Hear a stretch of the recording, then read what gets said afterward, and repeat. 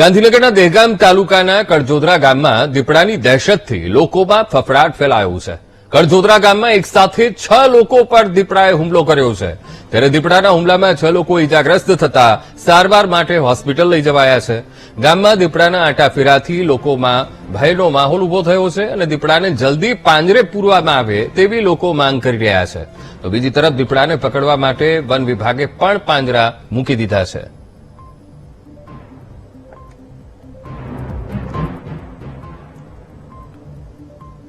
આજે દહેગામ કડજોદરા જ્યાં દીપડાના આંટાફેરા અને સાથે 6 લોકો પર હુમલો કર્યો હતો, ગાંધીનગર જિલ્લા સુધી આ વન્ય પ્રાણી પહોંચી ગયું છે. ત્યારે બીજા અમે તલોદ સાબરકાંઠાના દ્રશ્યો બતાવી રહ્યા છીએ ટીવી સ્ક્રીન ઉપર. ત્યાં પણ મોઢુકા ગામમાં દીપડો ચડી આવ્યો હતો અને ગામના લોકો પર હુમલો કર્યો હતો અને વન વિભાગે તેને પકડીને પાંજરે પૂર્યો.